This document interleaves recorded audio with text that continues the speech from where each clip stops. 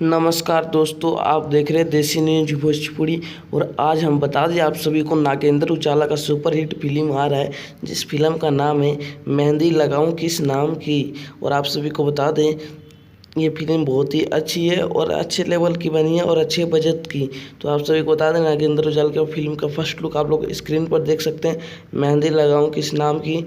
और इसके बता दूं, भोजपुरिया जगत के मशहूर डायरेक्टर इसको प्रकाश आनंद सर जी ने अपने न्यू फिल्म के साथ इस फिल्म के साथ शूटिंग बहुत जल्द होने वाला है। इस फिल्म शूटिंग उत्तर प्रदेश और बलिया, सलेमपुर इत्यादि शहरों में होने वाला है। हमेशा अश्लील के खिलाफ जानते हैं आप लोग नागेंद्र उजाला रहते हैं। तो आप सभी को बता दें इस फिल्म की स्टोरी बिल्कुल साफ सुथरा और इस फिल्म में अच्छे अच्छे एक्टर हैं। इस फिल्म के निर्देशक है प्रकाश आनंद सर।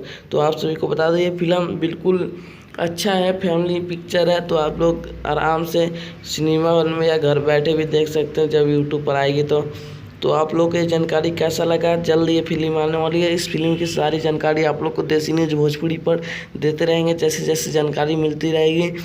तो अगर आप लोग नागेंद्र उजाला का ये न्यूज़ पसंद आया तो आप लोग अभी वीडियो को लाइक करें, और कैसा लगा वीडियो आप लोग को ये जानकारी तो कमेंट करें।